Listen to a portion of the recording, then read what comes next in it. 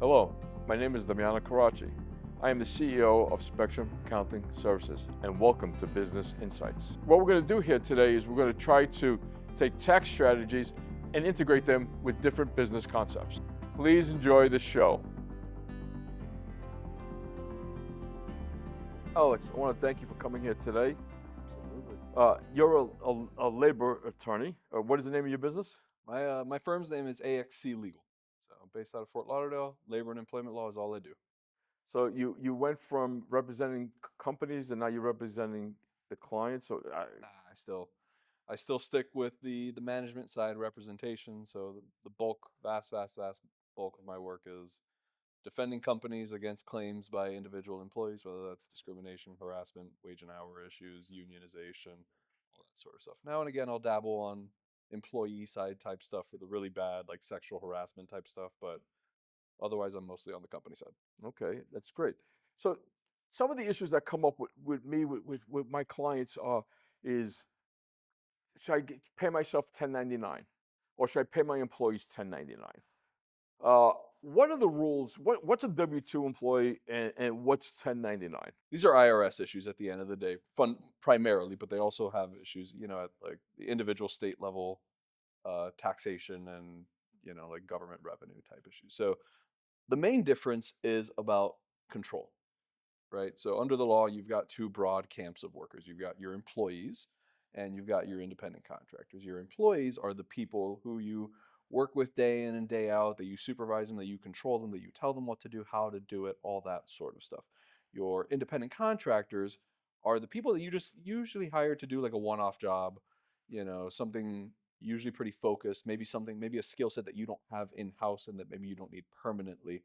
Um, but the bottom line for that is all about how much control do you have? Is it somebody that you are managing, or did you just hire them in to do something? So you can think about this in the same way as the way you might hire somebody to come do your fence at your house, right?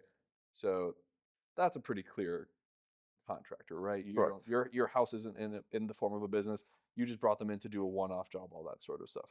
Um, but the the main reason why this matters is because employees have a ton of different rights that independent contractors do, and therefore companies have a ton of obligations towards an employee that they don't have to contractors. And so that starts with like some of the obvious ones of like workplace policies. Are you protect? No, Yeah, yeah. I wanted to interrupt you for a second. So basically, what we're saying is independent contractor is independent when you're not directing how they perform their job. You're not directing the time they do the job, the location where they're doing that job. Okay, if they're inside your building, they're inside your office. You're telling them to work 9 to 5. Right, They're a salary employee. right, exactly. Now, as a business owner, as an accountant, my clients are calling me up all the time. They sit down and ask me, "Well, you know what? It costs me too much money to pay them as a salary compared to an independent contract. What is that extra cost actually?" So it's a function really of how much money they make. So the payroll taxes on that could be an additional like 25% of whatever it is that you're paying.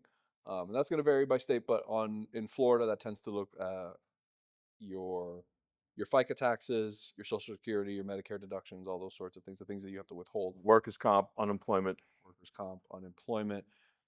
If you have to pay, if you're at a particular employer size, you might have to offer them benefits that you otherwise wouldn't have to do for independent contractors. So all of these costs add up, and a lot of folks, they're tempted to make that choice of like, oh, I'm just going to hire them as a 1099 employee rather than as a W-2 employee because the cost savings are there. Why wouldn't I do it, right? But what I tell people about that all the time is you actually don't have a choice in the matter, really. So you bring on somebody to do a job, you can structure the way that job is done, essentially. But once you've already arrived on that, the IRS knows the answer. The Florida Department of Revenue knows the answer as to whether they're a W-2 or a 1099. Um, and you better hope yours matches up, right? To make sure they pass that test. Right. I had a client. I'm actually in a poker tournament. This is a while ago, and I just bought into this large poker tournament. I sit down for the first hand, and my phone is crazy. It's going off. It's going off. It's going off. I look down. It's a client of mine. He had 21 restaurants in Manhattan. I call him up, and I answer the phone, and he's going, "The Department of Labor is going to shut us down today." I go, "What happened?" They're questioning our timesheets. They were paying their employees 60 hours a week. This is going back. They were paying them, they worked 60 hours a week. They were paying $600. So that means they were getting paid $10 an hour. And realistically, they weren't getting paid $10 an hour, and they didn't have timesheets.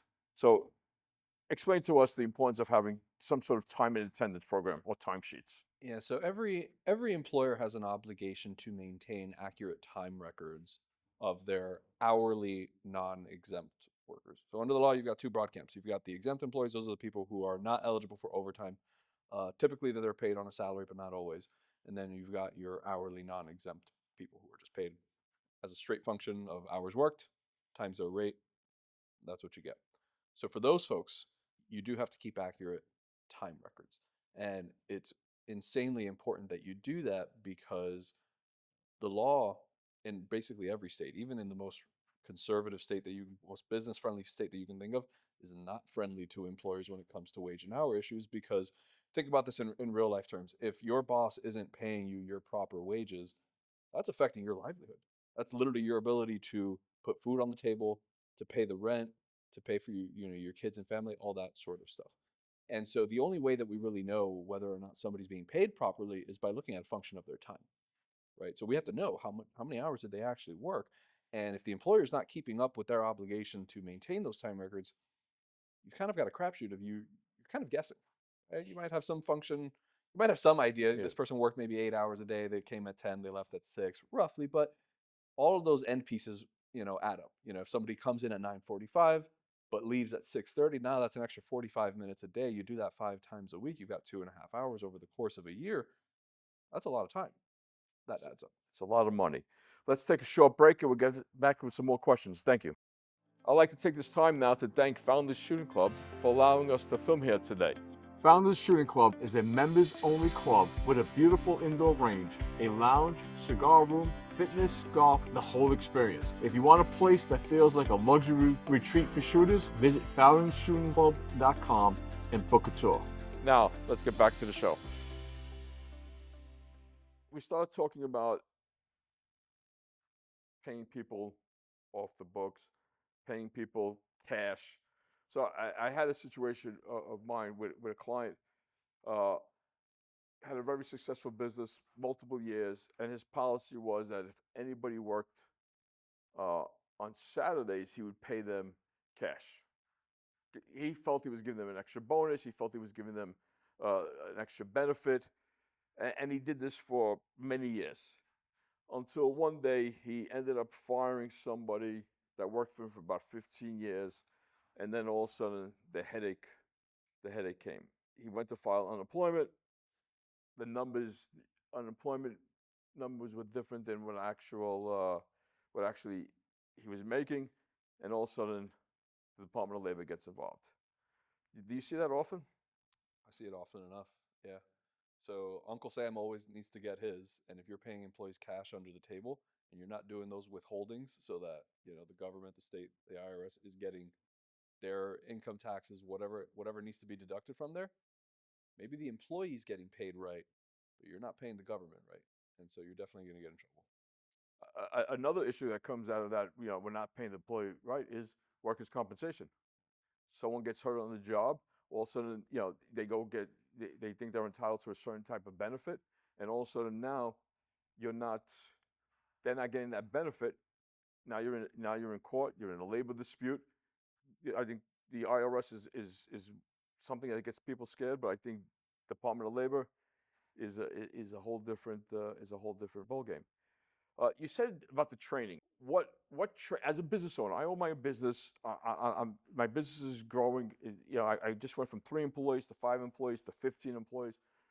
What do I need to do with my employees? So number one and two things I say you always got to train on are wage and hour issues and sexual harassment.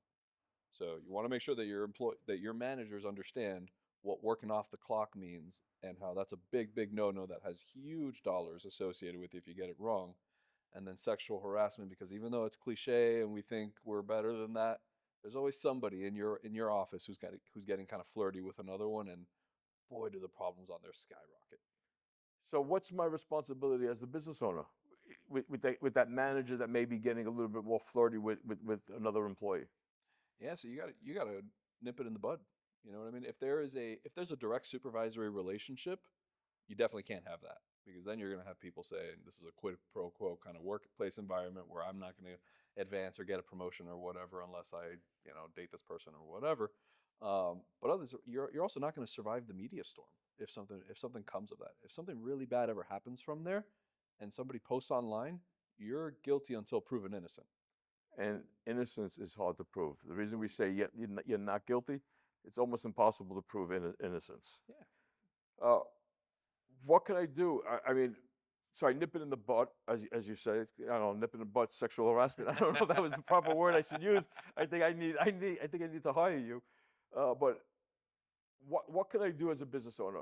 I mean, if I'm doing if I'm giving them the training, I have a training manual. My manual states what the policies are. How do I limit my exposure to that risk? I tell my employees don't date other people, other employees. I tell my supervisors that they can't date. It still happens. Right. What can I do to protect myself? Yeah, the tough part about being a business owner is it's all on you at the end of the day, even if you said it wasn't supposed to happen. But to protect yourself, what you have to do is not turn your blinders off. If you see something that looks a little bit off, don't even give it the benefit of the doubt and see if it gets better. Address it right then and there, and then stop it if you need to. Do I document it? Absolutely. You document everything in the world of lawyering. If it's not on paper, it didn't happen. So that's a note that goes in the personnel file, an email that goes to the HR person, to the office manager, to the individual saying, hey, we talked about this today. Workplace relationships are not permitted in this company, and herefore you guys are being separated, or one of you's got to go, whatever the situation may be, but you have to stop it. What size company should have a training manual, a handbook? Do you recommend handbooks? Yeah. Oh yeah. I recommend handbooks for virtually everybody, because even if you don't need every single policy that's in there, because maybe your company just doesn't have to deal with it, those policies are all basically rules and a playbook that either a lawyer or a dedicated HR professional has given you, so that if and when that situation arises, you kind of already know how to handle it, even if it's something you've never done before. But as to the exact size, once you start to get into like that, 15 to 20 person mark, that's when I start recommending you have at least some form of handbook. And then certainly once you're at 50, you need something that's a full, robust, everything you can think of kind of handbook. Alex, I want to thank you for your time today. Really informative, and I look forward to speaking to you in the future. Love being here, man. Thank you. Thank you.